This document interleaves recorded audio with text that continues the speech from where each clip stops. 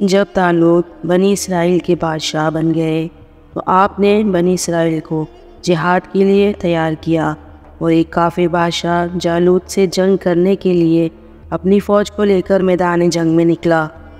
جالوت بہت ہی قد آور اور نہایت ہی طاقتور بادشاہ تھا۔ وہ اپنی سر پر لوہے کی جو ٹوپی پہنتا تھا اس کا وزن 300 طن تھا۔ جب دونوں فوجیں میدان جنگ میں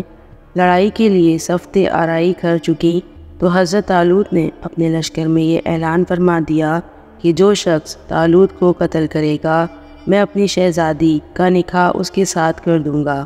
اور اپنی آدھی سلطنت بھی اس کو دے دوں گا۔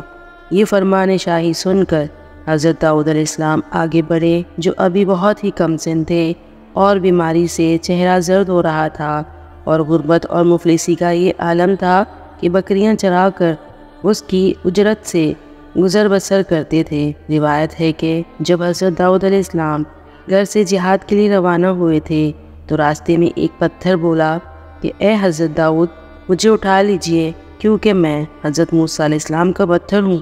پھر دوسرے پتھر نے آپ کو پکارا کہ اے حضرت داؤد، مجھے اٹھا لیجئے کیونکہ میں حضرت ہارون علیہ السلام کا پتھر ہوں۔ پھر ایک تیسرے پتھر نے آپ کو پکارا، عرض کیا اے حضرت داؤد علیہ السلام، مجھے اٹھا لیجئے کیونکہ میں جالوت کا قاتل ہوں۔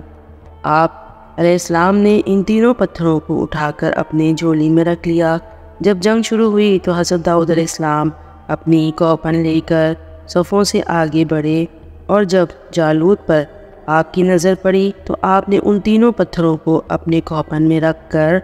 اور بسم اللہ پڑھ کر کوپن سے تینوں پتھروں کو جالوت کے اوپر پھینکا، اور یہ تینوں پتھر جا کر جالوت کی ناک اور کھوپڑی پر لگے اور اس کے پیچھے کو پاش پاش کر کے سر کے پیچھے سے نکل کر 30 جالوتیوں کو لگے اور سب کے سب مقتول ہو کر گر پڑے۔ پھر حضرت داؤد علیہ السلام نے جالوت کی لاش کو گھسیٹتے ہوئے لا کر اپنے بادشاہ حضرت طالوت کے قدموں میں ڈال دیا۔ اس پر حضرت طالوت اور بنی اسرائیل بے حد خوش ہوئے۔ جالوت کے قتل ہو جانے سے اس کا لشکر بھاگ نکلا اور حضرت طالوت کو فتح مبین ہو کر گئی، اور اپنے اعلان کے مطابق حضرت طالوت نے حضرت داؤد علیہ السلام کے ساتھ اپنی لڑکی کا نکاح کر دیا اور اپنی آدھی سلطنت کا ان کو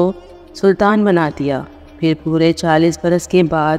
جب حضرت طالوت بادشاہ کا انتقال ہو گیا تو حضرت داؤد علیہ السلام پوری سلطنت کے بادشاہ بن گئے، اور جب حضرت شموت علیہ السلام کی وفات ہوئی تو آپ نے حضرت داؤد علیہ السلام کو سلطنت کے ساتھ نبوت بھی سرفراز فرمائی۔ آپ سے پہلے سلطنت اور نبوت دونوں اعزاز ایک ساتھ کسی کو بھی نہیں ملا تھا۔ آپ پہلے شخص ہیں کہ ان دونوں عہدوں پر فائز ہو کر 70 برس تک سلطنت نبوت دونوں مضبوط کے فائز پورے کرتے رہے، اور پھر آپ کے بعد آپ کے فرزند حضرت سلیمان علیہ السلام کو بھی اللہ تعالیٰ نے سلطنت اور نبوت دونوں مرتبوں سے سرفراز فرمایا۔